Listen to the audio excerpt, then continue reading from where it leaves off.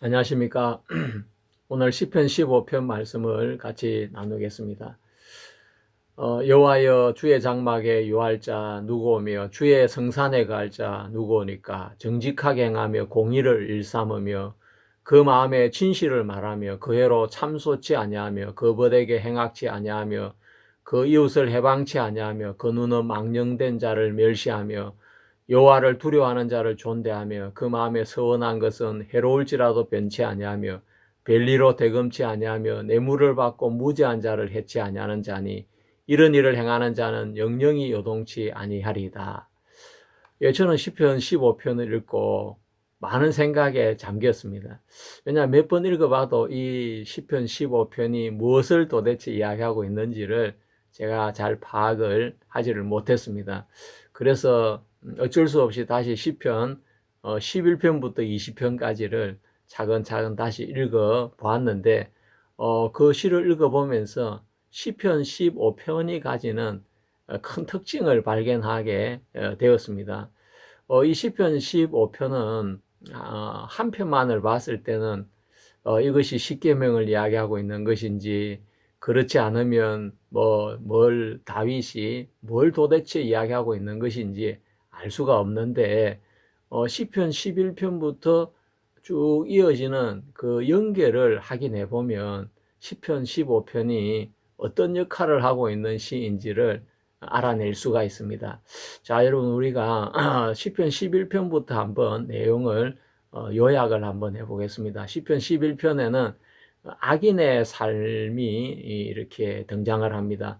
악인은 의인을 이렇게 유혹을 하고 있는데, 내가 여호와께 피하였거늘 너희가 내 영혼 들어 새같이 네 산으로 도망하라 하면 어쩌민고. 이것이 바로 시편 11편의 시작입니다. 악인의 유혹으로 시작이 되어지고, 시편 12편은 악인의 아첨과 거짓말 두 마음을 고발하고 있습니다. 여호와여 도우소서, 경건한 자가 끊어지며 충실한 자가 인생 중에 없어지도소이다. 저희가 이웃에게 각기 거짓을 말하며 아첨하는 입술과 두 마음으로 말하는도다. 그러면서 시편 12편은 악인이 득세하는 그 시대적인 상황을 고발하면서 하나님께 호소하고 있는 시입니다. 그리고 시편 13편은 의인이 실족하기를 기다리는 악인의 사악함을 노래하고 있습니다. 여호와여 어느 때까지니까 나를 영영히 잊으시나이까. 주의 얼굴을 나에게서 언제까지 숨기시겠나이까. 내가 요동될 때에 나의 대적들이 기뻐할까 하나이다. 예, 이거 시편 13편이라 한다면 시편 14편에는 하나님이 없는 어리석은 자, 바로 악인의 그 삶을 고발하고 있습니다. 어리석은 자는 그 마음에 이르기를 하나님이 없다도다. 저희는 부패하고 소행이 가정하며 선을 행하는 자가 없도다. 그러면서 또 다윗은 의인은 악인은 그 마음에 하나님 없다 하지만 하나님은 의인의 세대에 계신다라고 그 부분을 이렇게 반론을 제기하고 있습니다. 하나님이 의인의 세대에 계심이로다. 그런데 이 시편 15편은 전혀 다른 새로운 시인데, 어떤 부분이 전혀 다르냐면 시편 15편에는 의인의 삶을 노래하는 분위기로 되어져 있는 것입니다. 그곳에는 악인이 전혀 등장하지를 않고 있습니다. 왜 갑자기 악인이 사라져 버렸을까요? 시편 16편을 읽어보면 왜 악인이 사라졌는지를 알 수가 있습니다. 시편 16편은 다윗의 믹담시로 알려져 있고, 예수님의 부활을 노래한 대표적인 시가 시편 16편인 것입니다. 이는 내 영혼을 음부에 버리지 아니하시며 주의 거룩한 자로 썩지 않게 하실 것입니다. 이 시편 16편 10절의 내용인데, 이것은 예수님의 부활을 말할 때 자주 인용이 된 구절인 것입니다. 바로 예수님의 부활은 정말 의인의 삶을 이끌어 오는 것입니다. 그동안 그 악인의 그 행포나 또 악인의 유혹이나 또 악인의 제약된 삶으로 인해서 의인의 마음이 상하고 의인이 하나님 앞에 정말 토로하면서 하나님의 은혜를 간구하는 그런 분위기로 이어져 오다가 바로 예수 그리스도의 부활이 탁 이루어지면서 그 모든 것이 다 역전이 되어지는 것입니다. 그런데 그 예수님의 부활이 오기 전에 의인의 삶을 소개하면서 이 의인의 삶을 이루기 위해서 예수 그리스도의 부활이 필요하다. 아마 그렇게 시가 짜여져 있지 않나 저는 그렇게 생각이 되어집니다. 그래서 이 시편 12편은 악인이 등장하지 않는, 대적자가 등장하지 않는 아주 특별한 시다. 오직 의인의 삶을 노래하고 있는데, 그렇다면 이 의인의 삶이 무엇인가? 그것은 바로 다윗의 마음속에 있는 의인의 삶의 방향이자 또 주님이 열어주시길 원하시는 의인의 마음의 선언이요 가치관이라고 생각이 되어집니다. 자, 우리가 시편 11편부터 14편까지 나오는 시와 시편 15편에 나오는 시를 비교를 해보면 악인의 그 마음에는 하나님을 아예 배제하고 사는 마음이 있지만 의인의 마음에는 하나님을 거처로 삼고 있다고 시편 15편은 이야기를 했으며 악인은 거짓으로 이웃을 파괴하고 헐고 모함하고 유혹하고 그런 삶을 살지만 의인의 입술은 진실을 말하고 또 절제된 삶을 살아가고 이웃에게 해를 끼치지 않고 보호를 해주는 걸 볼 수가 있습니다. 그렇지만 악인의 삶은 이웃에게 고통을 주고 착취를 하고 어려움을 주는 그런 삶인 것을 시편 11편부터 14편까지가 이야기해 주고 있고, 또 의인의 삶의 기준은 하나님이 중심이라 한다면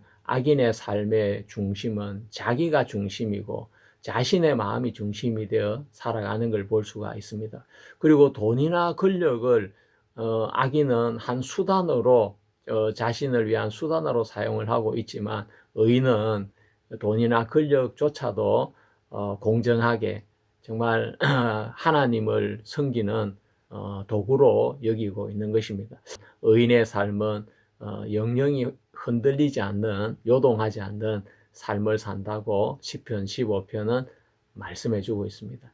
자, 우리가 시편 15편만 가지고 보면 이것이 도대체 뭘 하라는 이야기인지, 다윗의 마음을 표현한 것인지 잘 알기가 어렵지만 이렇게 연결을 해서 시를 분석을 해보면 시편 15편이 노래하고 있는 내용을 우리는 정확하게 알아낼 수가 있는 것입니다.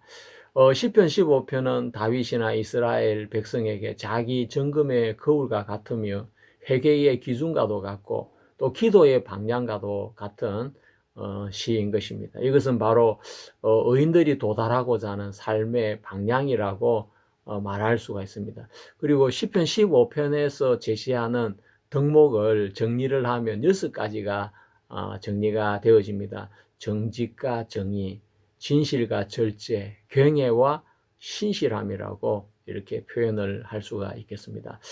예, 다윗은 소년 시절에 사무엘 선지자에게 기름 부음을 받고 양을 치면서 사자와 곰과 싸우면서 하나님의 도우심을 맛보고 자란 사람이 다윗입니다.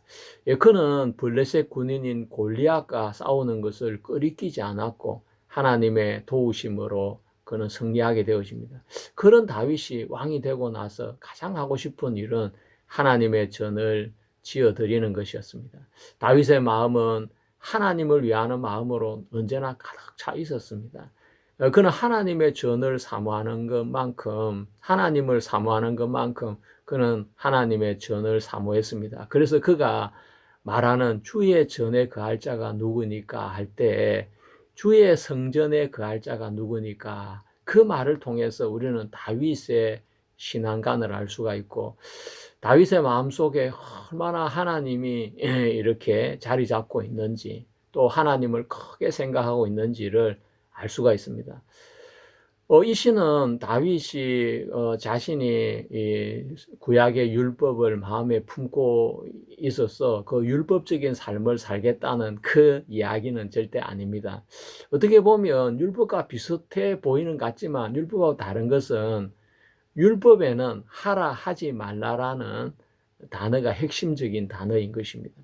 그렇지만 이 다윗의 시편 15편은 하라 하지 말라는 단어가 전혀 등장하지 않습니다. 다윗은 율법의 사람이 아니고 바로 은혜의 사람이기 때문에 그런 것입니다. 그래서 십계명에 대한 말은 단 한마디도 나오지 않는 것입니다.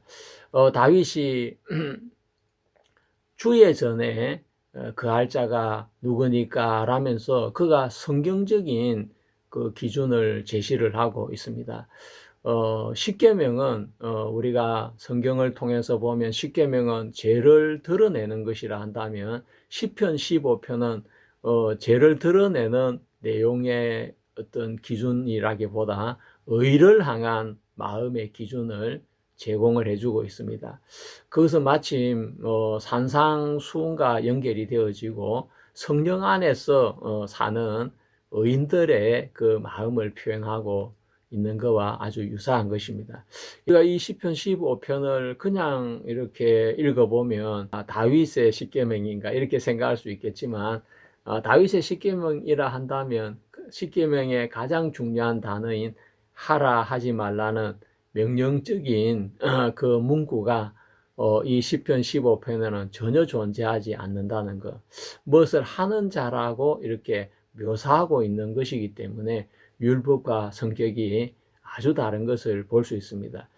시편 15편은 우리에게 무슨 행위적인 것을 요구하는 것이 아니라 의인의 삶을 설명을 하고 있는 것입니다. 그러니까 이것은 은혜 안에 있는 사람의 마음과 행동의 삶의 초상화와 같은 것이지 의인들이 살아갈 때 지켜야 될 율법의 체크리스트는 절대 아닌 것입니다. 그래서 시편 15편은 율법이 내면화된 결과라기보다 은혜 안에 거하는 사람의 삶을 통해 드러나는 삶의 결과라고 봐야 옳다고 생각이 됩니다. 만약에 다윗의 마음이 율법이 새겨졌다면 예수 그리스도 앞에 나왔던 율법사인 부자 청년의 질문과 같은 질문이 그 마음 중심에 자리 잡고 있어야 됩니다.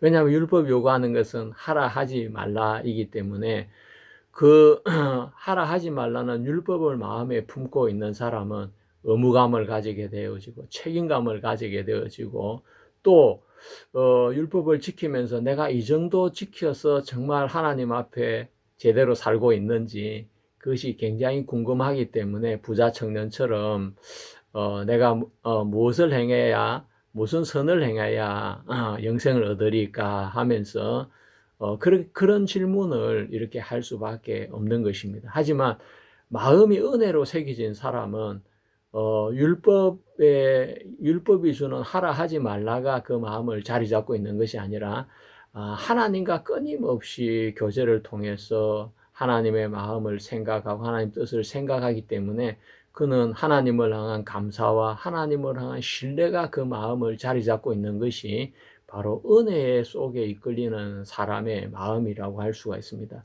그래서 은혜 속에 이끌리는 사람은 내가 하나님 앞에 어떻게 살아야 될까? 그런 하나님 앞에 묻는 그런 마음을 가지는 것입니다. 우리가 시편 15편을 읽어볼 때 율법에 속해 있는 사람이 내가 이 정도 하나님을 열심히 섬겨서 되겠나 하는 어떤 그런 의조의 노래가 아니라 은혜에 속해 있는 사람들의 노래처럼 내가 어떤 마음을 가지고 사는 걸 하나님이 기뻐하실까? 예, 그런 의조로 시편 15편이 노래되고 있는 것을 우리는 볼 수가 있습니다. 그래서 저는 이 시편 15편을 다윗의 마음이라고 저는 읽었습니다. 그래서 다윗의 정치관을 제가 이렇게 한번 시편 15편을 통해서 분석을 해 봤는데 시편 12편에서는 악인의 삶은 아첨과 거짓으로 일관이 되고 있습니다. 그리고 자기 자신의 혀를 믿고 자랑하는 그 삶을 사는 자들이 바로 악인들인 것입니다. 말만 하고 행동은 엉망인 자들인 것입니다. 표리부동한 사람들이고 하나님을 믿거나 의지하지 아니하고 그 마음에 정직이나 진실이 전혀 없는 사람들이 악인인 것입니다. 예, 그렇지만 이 다윗의 시를 읽어보면 정직과 진실이 마음에 차 있는 것을 볼 수 있고 또 여호와를 의지하는 마음이 차 있는 걸 볼 수 있습니다. 상황에 따라 변하는 것은 진심이 아닌 것입니다.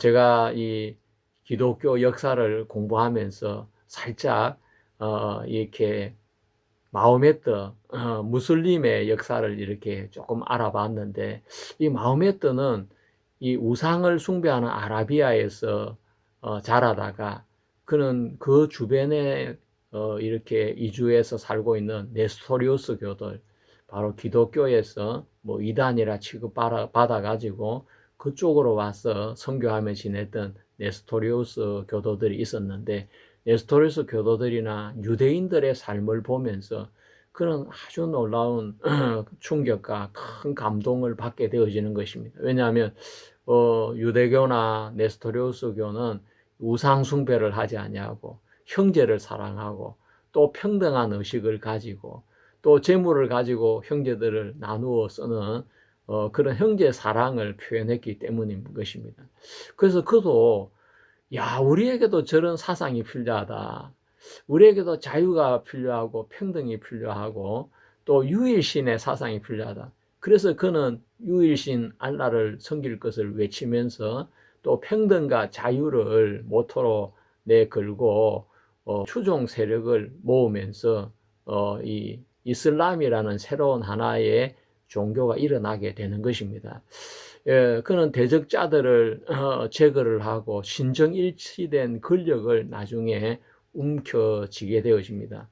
예, 처음에는 평등이나 자유를 외쳤지만 나중에는 평등이나 자유가 아니라 자신이 선지자요, 또 지배자요, 또 황제로서 군림을 하게 되어지는 것입니다. 처음 가졌던 마음과 전혀 다른 마음으로 변화되는 걸 볼 수가 있는 것입니다. 그 권력을 잡고 나니까 마음이 완전히 달라져 버린 것입니다. 평등이 어디 있습니까? 예, 자기 말을 들어야 되고 따라야 되는 거죠. 갈수록 마호메트가 죽고 나서 갈수록 무슬림은 그런 분명한 계급 체제를 이루게 되어집니다.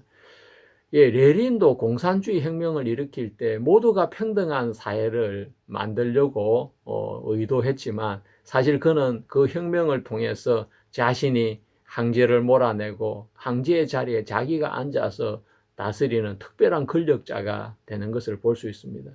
말과 삶이 형편에 따라서 변하는 것은 그것은 거짓이고 다른 사람을 속이는 것이고 사기치는 것과 똑같은 것입니다. 자신의 목적을 이루기 위해서 수작을 부리고 말장난을 한 것에 불과한 것입니다. 예수 그리스도의 삶을 보면 전혀 그렇지 않습니다. 예수님은 나귀 새끼를 타고 예루살렘에 입성을 하셨습니다. 왜 나귀 새끼입니까?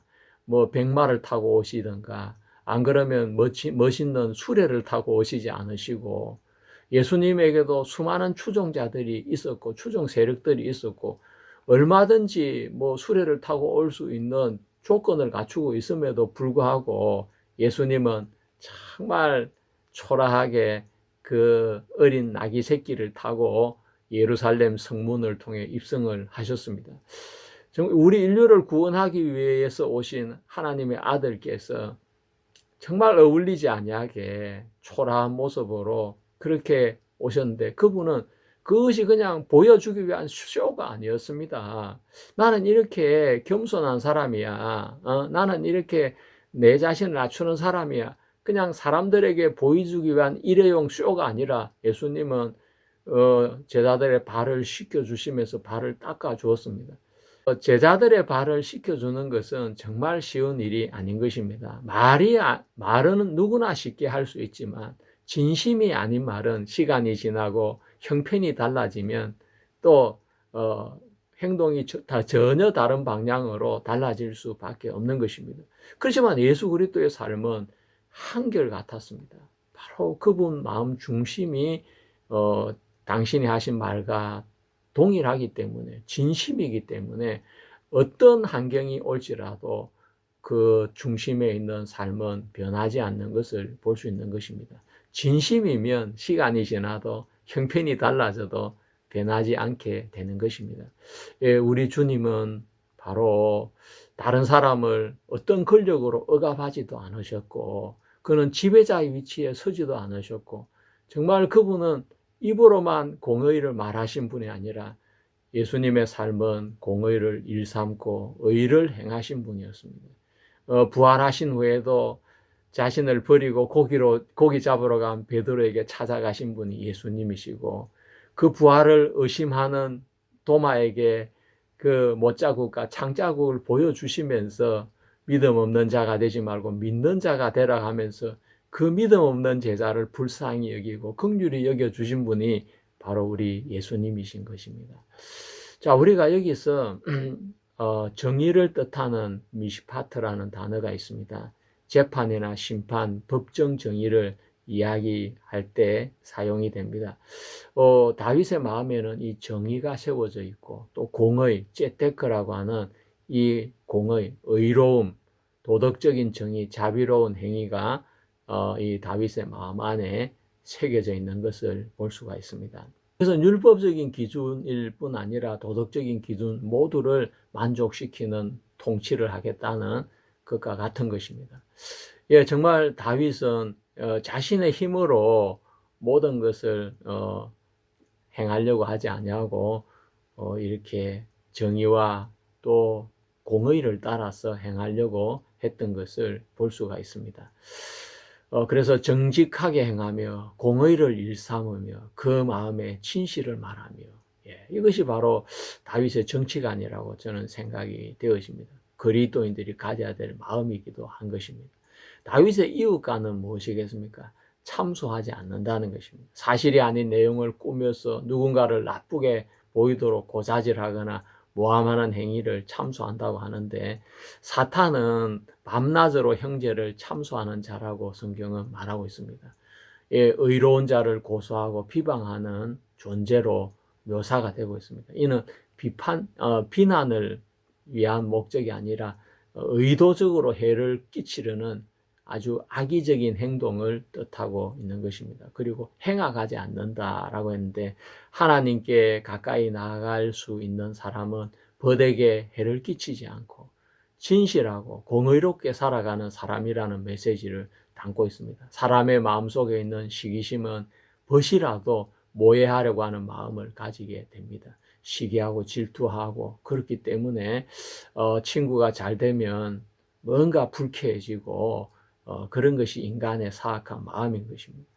그래서 마음속의 생각조차도 해를 끼치지 않도록 경계하라는 교훈으로 행악은 단순한 행동이 아니라 의도와 태도에서 시작이 된다는 것을 강조하고 있습니다. 그리고 이웃을 해방하지 않는다고 했습니다.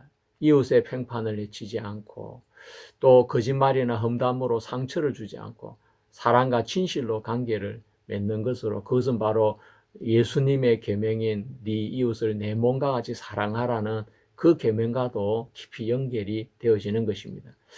다윗은 이 시편에서 그 혀로 참소하지 아니하며 그 벗에게 행악하지 아니하며 그 이웃을 해방치 아니하며, 이것이 바로 다윗이 이웃을 대하는, 사람을 대하는 대인관계관을 이야기해 주고 있습니다.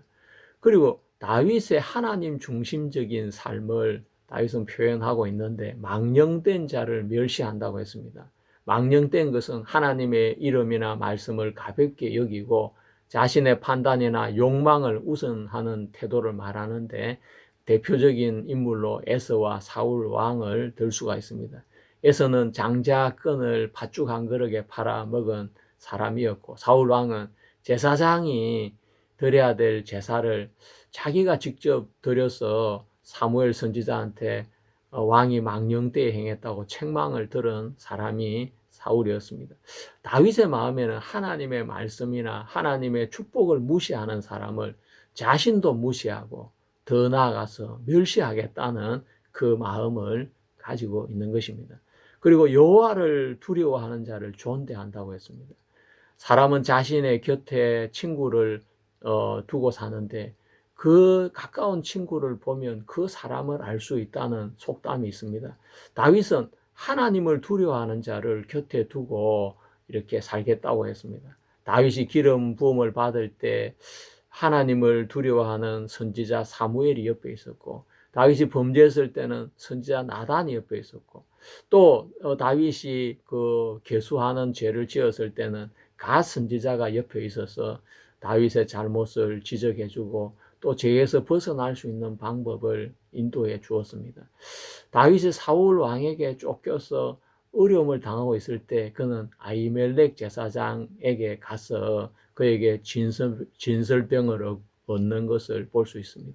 그는 정말 그 가까이에 항상 하나님과 가까운, 하나님을 경외하는 그런 사람들을 곁에 두고 살았던 사람이었습니다. 그리고 뿐만 아니라 노래하는 아삽이나 여두둔, 해만 이런 사람들을 다윗은 자신의 수하에 속하게 해서 여호와를 찬송하는 일을 하게 했습니다. 다윗 왕의 시대의 제사장이나 레위인들이 가장 대접을 받으면서 살 수 있었고, 그들은 하나님을 섬기는 일에 몰두할 수가 있었습니다. 예, 그것이 바로 다윗의 하나님을 대하는 태도에서 나온 예, 그 통치 이념이라고 볼 수가 있겠습니다. 그리고 서원한 것은 해로울지라도 꼭 이행하겠다는 다윗의 마음이 또 표현이 되고 있습니다. 하나님과의 관계는 말했다가 취소하고 번복하는 그런 사람이 되어서는 절대 되지 않습니다. 하나님께 서원한 것은 꼭 이행해야 하는 것이 하나님을 섬기는 자의 올바른 태도인 것입니다. 다윗이 성경에서 자신이 하나님 앞에 서원한 내용이 여러 군데 표현이 되는데, 그 대표적인 서원이 시편 132편에 기록되어 있습니다. 다윗은 하나님 앞에 무슨 서원을 드렸겠습니까? 예, 그것은 바로 하나님의 임재를 위한 처소를 마련하겠다는 것이 다윗의 서원이고 그의 깊은 헌신과 결단이었던 것입니다. 자, 우리가 시편을 읽어보면 그가 여호와께 맹세하며 야곱의 전능자에게 서원하기를 내가 내 장막집에 들어가지 아니하며 내 침상에 오르지 아니하고 내 눈으로 잠들게 하지 아니하며 내 눈꺼풀로 졸게 하지 아니하기를 여호와의 처소 곧 야곱의 전능자의 거처를 발견하기까지 하지 아니하리다 하였도다 했습니다. 그래서 다윗은 자신의 평생에 모은 재산의 대부분을 성전을 건축하는 일에 다 헌납을 하게 되어지는 것입니다. 자, 우리가 이 시편 15편을 다시 한번 읽어보면 그 눈은 망령된 자를 멸시하며 여호와를 두려워하는 자를 존대하며 그 마음에 서원한 것은 해로울지라도 변치 아니하며, 바로 이것이 다윗의 마음의 표현인 것을 알 수가 있습니다. 그리고 다윗의 재물관이 나타나 있는데 별일을 대금치 아니하며, 예, 다윗 당시에도 이자놀이를 하면서 살았던 사람들이 많이 있었던 것 같습니다. 사람은 누구나 어려우면 돈을 빌렸을 상황이 오게 되는데, 근데 무서운 것은 이자가 아주 무서운 것입니다. 어떤 때는 이자를 합치면 빌려 쓴 돈보다 더 많을 때가 있는 것입니다. 별리라는 것은 남에게 돈을 빌려 쓰는 대가로 치르는 일정 비율의 이 돈을 이야기하는데 이자를 말하는 것입니다. 그러니까 다윗은 이자를 받지 않겠다는 것입니다. 예, 정말 이자를 받지 않고 돈을 빌려준다면 그것처럼 좋은 일이 어디 있겠습니까? 이스라엘도 메소포타미아와 아주 유사하게 점도판이나 돌에다가 거래의 기록을 남겼다고 합니다. 그래서 예루살렘에서는 이름과 금액이 새겨진 돌 영수증이 발견이 되었는데, 그것은 오래된 금융 거래의 흔적이고 장부라고 할 수가 있겠습니다. 이스라엘 내부에서는 형제에게 이자를 받는 것은 금지가 되어 있지만 이방인에게는 허용이 되었습니다. 그것이 바로 형제 사랑을 실천하는 한 방법이었습니다. 또 뇌물을 받고 무죄한 자를 해치 아니한다고 이야기했습니다. 다윗은 뇌물을 받고 재판을 한 적은 없습니다. 그렇기 때문에 정의롭게 재판을 했다고 할 수가 있겠습니다. 그런데 사울은 유다와 이스라엘 족속을 위한 그 열심 때문에 기브온 사람들을 죽이는 잘못을 저질렀습니다. 이것은 바로 하나님과의 언약을 깨뜨리는 행위였고 사울의 집안이 피를 부르게 되는 그 원인이 되었습니다. 그 사건은 사울 왕 시대 때 일어났는데 사울 왕은 그 일을 공식적으로 정확하게 해결하지 않았습니다. 그래서 다윗이 왕이 되고 나서 3년 동안 기근이 찾아오면서 하나님에게 그 문제를 물었을 때 그 문제가 수면 위로 떠오르게 되어지고 사울이 기브온 사람들을 죽인 죄 때문이라고 하나님은 말씀을 하셨습니다. 다윗은 정말 고민했을 것입니다. 야, 그러면 이 문제를 어떻게 해결해야 될까? 기브온 사람들을 불러서 어떻게 하면 이 이스라엘을 위해서 복을 빌겠느냐라고 물었을 때 이 기브온 거민들은 사울의 집안 사람 7을 목매어 달게 해달라고 이야기를 했습니다. 그것은 자기의 동족인 이스라엘을 죽이는 일인데 다윗은 결단을 내리게 됩니다. 바로 기브온 거민들의 말을 듣고 사울의 집안인 사람들 7명을 목매어 달도록 내어 주었던 것입니다. 자, 정말 어려운 결정인데 얼마든지 이렇게 이방 민족인 기브온의 말을 무시할 수가 있음에도 불구하고 다윗은 그 문제를 해결하기 위해서 기브온 거민들의 이야기를 들어주고 그 부분을 해결한 것을 볼 수가 있습니다. 자, 시편 이 15편에는 별리로 대금치 아니하며 뇌물을 받고 무죄한 자를 해치 아니하니 이런 일을 행하는 자는 영영이 요동치 아니하리다라고 이야기했습니다. 우리는 이 시에 기록된 대로 다윗이 온전하게 살았다고 그렇게 말할 수는 없습니다. 예, 그렇지만 이 시에 기록된 이것이 바로 다윗의 마음의 가치관이고 방향타와 같은 것이고 의인이 마땅히 이렇게 살아야 되는 지침서와 같은 것이다. 이렇게 그렇게 생각을 하면 되겠습니다. 우리가 이 시편 15편을 신약 성경과 연결을 시켜 본다면 어떻게 연결을 할 수가 있겠습니까? 시편 12편이나 시편 14편은 누가 땅을 더럽히는가라고 그렇게 물을 수 있다면 시편 15편은 누가 하나님 앞에 설 수 있는가라는 질문으로 이렇게 말할 수가 있겠습니다. 하나님 앞에 설 수 있는 사람은 어떤 사람이겠습니까? 다윗은 시편 15편에 하나님 앞에 설 수 있는 사람의 모습을 이렇게 묘사했습니다. 내적인 성실함, 정직을 행하고 공의를 실천하고 그 마음의 진실을 말하는 그것을 이야기하는데 이 부분은 악인의 삶과 현저한 차이가 있습니다. 악인은 아첨하는 입술과 두 마음으로 말을 하고 말과 행동과 삶이 전혀 일치되지 않는 사람이 악인인데 하나님 앞에 서는 사람은 말과 마음과 행동이 일치가 되는 그런 삶을 살아가는 것입니다. 그리고 언어의 절제가 아주 두드러지고 있습니다. 해로 참소하지 아니하고 그 이웃에게 악을 행치 아니하며 그 이웃을 비방치 아니하며 자, 여기에 나오는 참소하지 않는다는 것, 비방하지 않는다는 것, 악을 행치 않는다는 것, 이건 대부분 입하고 연결되어져 있는 내용이라고 할 수가 있겠습니다. 공동체를 파괴하는 가장 기본적인 것이 바로 말이 아니겠습니까? 말 한마디로 불신이 찾아오고 말 한마디로 마음이 상하게 되어지고 말 한마디로 원수가 되고 그래서 이 언어의 절제는 정말 하나님 앞에 살아가는 사람의 대표적인 모습이라고 할 수 있겠습니다. 악인들은 말하기를 우리 입술은 우리 것이니 라고 이야기했습니다. 이 악인들은 자기 입술이 자기 것이라고 믿었기 때문에 말로 자신을 높이고 말로 약자를 삼키고 말로 권력의 도구를 삼아서 정말 다른 사람들에게 해를 끼치고 악을 행하는데 그 악인의 삶과 하나님 앞에 거하는 사람의 그 입술은 너무나 크게 차이가 나는 것을 볼 수가 있습니다. 또 가치 판단이 이 악인과 아주 차이가 나는 걸 볼 수 있습니다. 4절에는 그의 눈은 망령된 자를 멸시하고 여호와를 두려워하는 자를 존대하면 이랬는데 그 기준은 세상의 성공 기준이 아닙니다.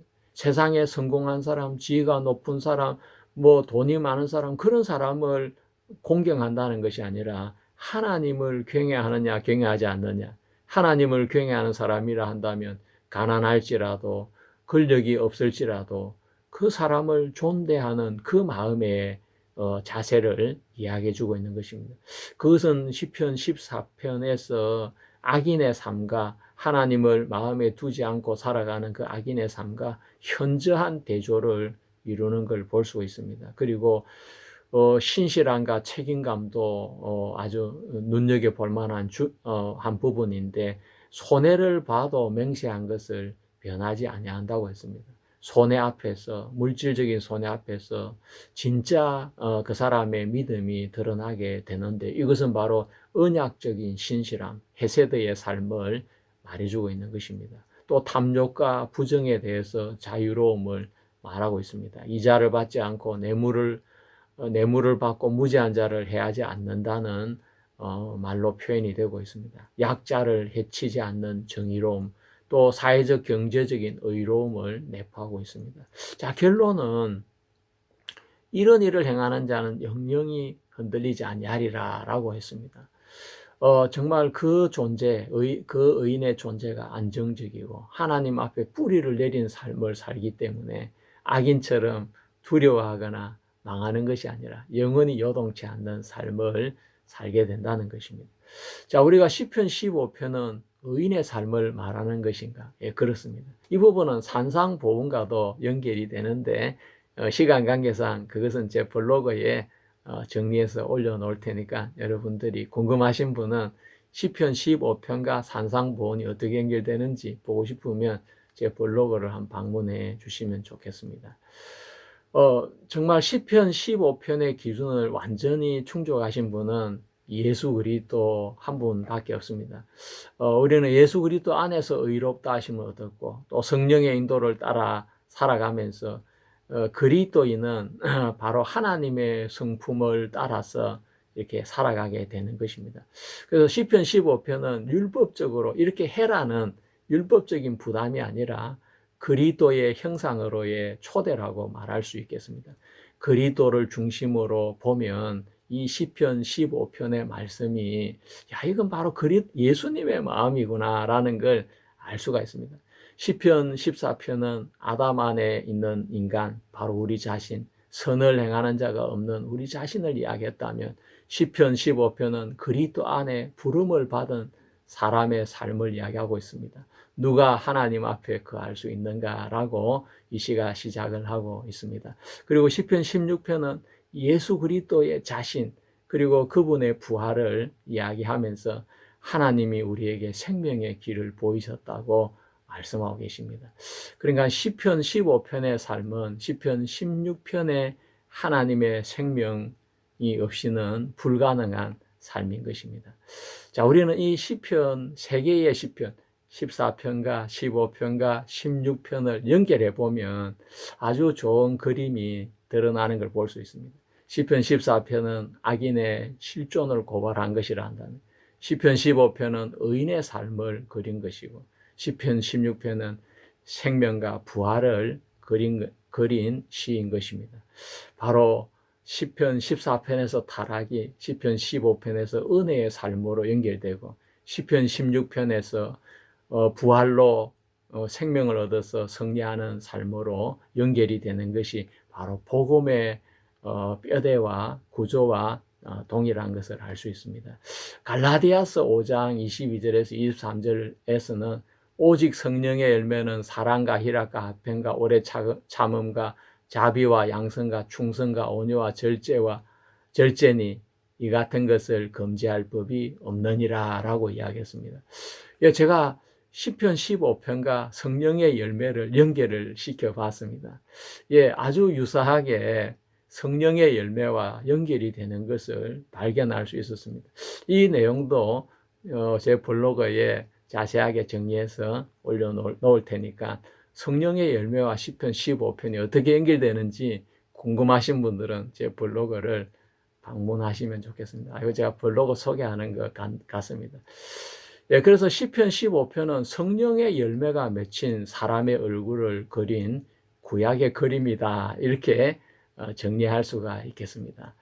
예, 우리는 다윗의 시를 통해서 이렇게 악인과 의인의 대결과 또 의인의 모습과 또 앞으로 시편 16편에서는 예수 그리스도의 부활을 우리는 보게 됩니다.